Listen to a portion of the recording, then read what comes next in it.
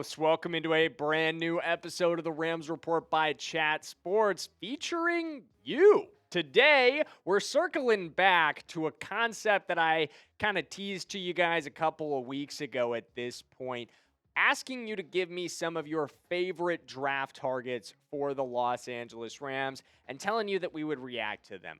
News got really busy over the last couple of weeks with the free agency, with the big trade for Trent McDuffie, signing Jalen Watson, everything that we've covered here on the channel. If you're new around here, make sure you check all of that out if you want to get caught up. But now we're finally circling back around. So I went through all of those comments the other day, gathered up all of the names, and first, I want to give a shout out to everybody that did comment. I know it's really hard to read these names and these comments. It looked a lot, or the idea of this was a little bit better in my head before we got in here and had it up on the screen.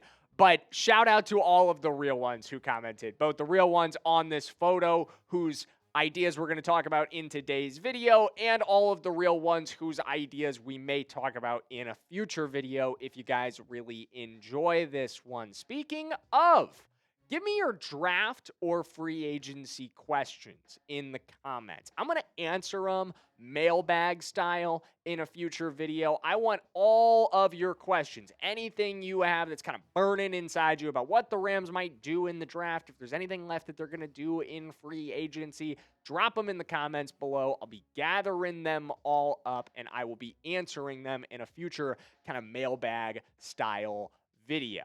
But first up, let's talk about somebody who did not make, we did a list of 5 guys, and first I want to talk about someone that's kind of an honorable mention. And he's an honorable mention because we've talked about him a good deal on the channel before, but are we down for Caleb Downs? If he does slide to us at 13, he would be, I think, easily the best player on the board. I can't imagine who else would have slid down to 13.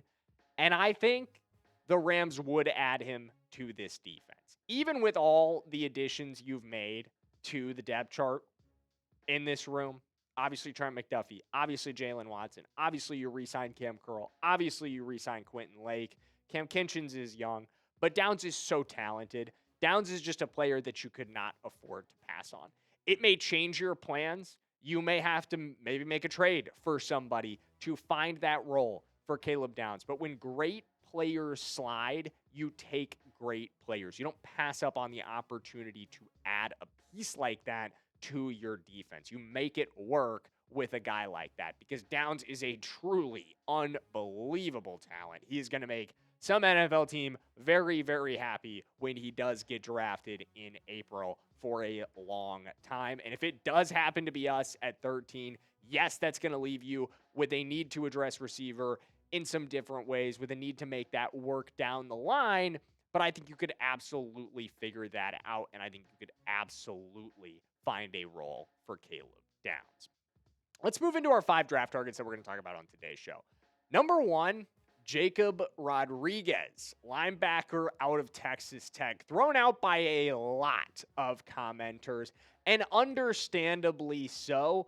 Inside linebacker is an area of need for this Rams team. It absolutely is. I said in a recent video that wide receiver 3 is the biggest need on this roster, and a lot of the comments responded, what about inside linebacker? I think that's the biggest need on this roster, and I totally understand where you're coming from. I absolutely see what you see to a degree, but I think we also have to remember how the Rams have valued this position over the last couple of years. It hasn't ever been something outside of the Nate Landman contract that was kind of the first step in a different direction in that. Maybe we'll see if that continues. But outside of that move, it's never been a position they've invested significant draft capital in or significant cap space into.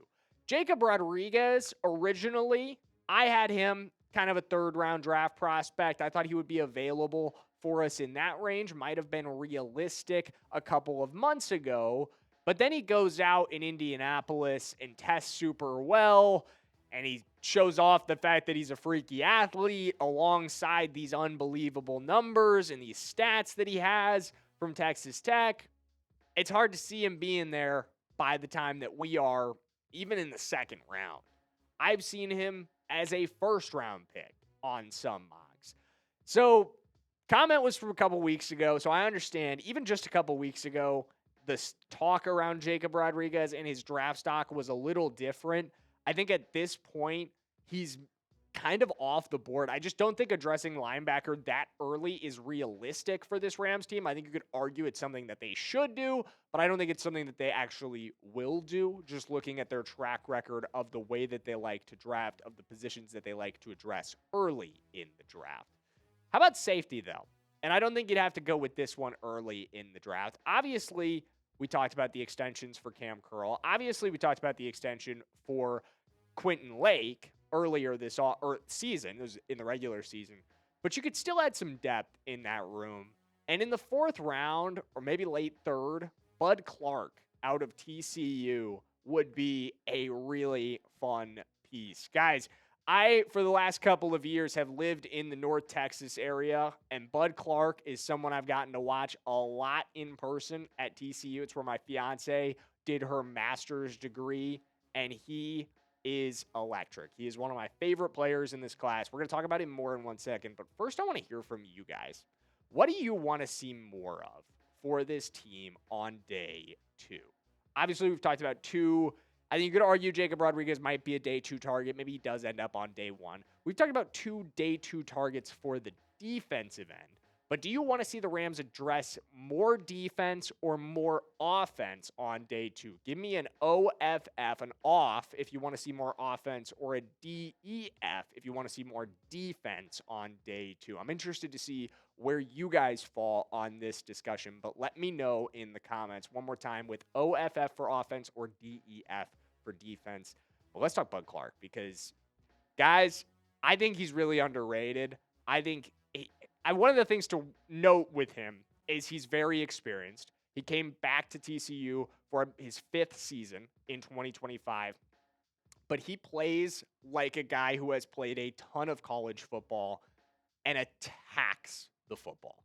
Down in, down out, he attacks the ball. The on-ball production from Bud Clark is some of the best of any safety in this entire class. He takes a lot of chances, so the completion rates, he gives up some yards, but you see it in the 10 total interceptions and pass breakups. 4 picks this past season, 6 PBUs, allowed a quarterback rating of 75.9. Again, he's a chance taker. He's a risk taker. He likes to live on the edge a little bit, but he is so good when it works out for him. And if you could coach him to take his chances a little bit more strategically, which will definitely need to happen at the NFL level. I'm not saying he's going to produce like this for you day 1. That's not realistic. Again, we're thinking about him on day 3, late day 2. He could be electric for you given time. And you have a setup to get him both great mentorship and time to be not needed to be a day 1 contributor. You've already got Cam Curl. You've already got Cam Kinchins in the room at safety.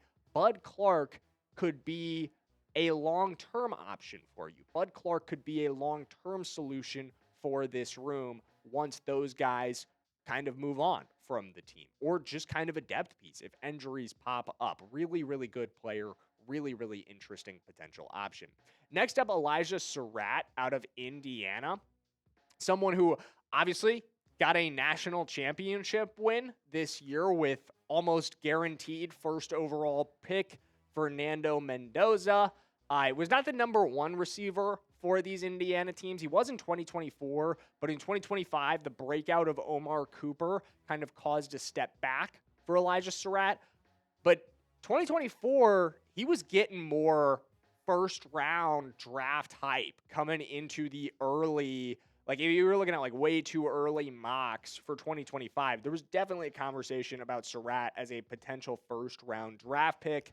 I think he's a really good receiver. I think he does have that chance to fit into the mold of what the Rams need. I don't think he's a realistic option if you do address receiver on day 1, which is, I think, the most likely path for the Rams at this point, barring a blockbuster trade for somebody like Brian Thomas Jr., which we've obviously talked about a little bit. But if you are going to pass on receiver day 1, turning around and maybe getting Sarratt on day 2 in round 3, where I feel like would be a really good landing spot for him. I think consensus big board, he's like 70th right now. So kind of early round 3, maybe you trade up and you grab him. I think that would be a really good option for this Rams team as well. Not a surefire guy like some of the guys in the first round. Hard to say they're surefire. No prospect is surefire, but not as surefire as some of the guys you could have in the first round. But a really good bet. You know, you go back to 2023, ultra productive at James Madison, been a Curt Cignetti guy for a long time, a good player to bank on, got all the intangibles you'd want out of a modern receiver, and kind of a good replacement, good stylistic match with Devontae Adams, who could be a nice mentor figure for him as well early in his career. Let's talk about a quarterback. Cade Klubnik out of Clemson. He's interesting. Was thrown out a couple times in the comments, as was Ty Simpson, who we've talked about a good deal on the channel already. So I kind of let the Ty Simpson comments ride. We do have a VOD about Ty already. So if you were one of those Ty comments, make sure you go check out that VOD if you want some of my thoughts around Simpson. But Klubnik, you know, again, like Sarratt, you go back to 2024. You go back to the early mock drafts, the way too early mock drafts. He was like the first overall pick in a lot of those. A lot of people thought this guy would ascend at Clemson this season. I had Clemson as my national championship pick before the season started because I thought Cade Klubnik was one of the best quarterbacks in college football and that Cade Klubnik would guide a team that had a lot of talent on it to a very successful season. Obviously, none of that happened. Obviously, things went pretty much in the opposite direction for Cade Klubnik and everything at Clemson. Just a pretty just absolute disaster season. I was trying to find my words for it. Just can't even describe how bad it was. All right, I'm being a little dramatic, but it didn't go well for Clemson, especially when you consider the expectations, especially when you consider what was kind of designed, what was foreseen for this team by a lot of the experts, and especially by themselves in the locker room. And Cade Klubnik was a big part of that. He didn't play well, did not play anywhere near as well as what we saw in 2024. And that's what's caused his draft stock to drop. I think at this point, you're looking at him as a 5th, maybe 6th round draft pick. I'd take that chance. On day 3, if he's sitting around for you, I would grab him. Absolutely, I would. I think he could fit into Sean McVay's scheme. I think he would absolutely gravitate towards Matthew Stafford, who would feel no threat from a 5th round rookie, sitting behind him, learning from him for a little bit. And again, if it doesn't work out, if Cade Klubnik, like most day 3 quarterbacks, turns out to be not good at the NFL level, who cares? You spend a day 3 draft pick on it to take a chance on a guy that has, in 2024, he showed you franchise quarterback traits. No one can deny that. I think that's worth taking a risk on day 3. So glad that some people brought him up in the comments because he's somebody I've been wanting to talk about for a little while. As is our last guy, Skyler Bell out of UConn. Another interesting prospect and a guy who lit it up at the combine in Indianapolis. He absolutely put on a show, and you watch the tape with him, and you kind of knew that he was going to, but just an unbelievable athlete that this dude is, and kind of like Sarratt, someone that you wouldn't take on day 1. Someone that you wouldn't take. I don't even know if you'd take him in the 2nd round. I think he's probably a 3rd round draft pick, early 3rd round, maybe late 2nd round. But he pushed his stock with this combine. Here's the results for you guys. I know I've harped on it a little bit, but you could probably understand why now. 4.4 flat, 40-yard dash. His 10 split was 1.53. Vertical jump, 41 inches. 11.1 broad. Very productive at UConn. I think the biggest concern, though, is it's all at UConn. You've got to factor in the competition level into his production. But athletic traits like this give you a lot of confidence that he'll be able to quickly translate to a higher level of play in the same way that he dominated at UConn. So thank you guys so much for shooting off some draft targets for me to react to. Give you a little bit of Rams perspective on each and every single one of those guys. We're going to do this again at some point, even if nobody comments on this video, because we've still got some comments on the last one. But again, give me your draft questions, your free agency questions. We'll do that mailbag coming up down the line. And as always, we'll see you in the next one, and let's go Los Angeles Rams.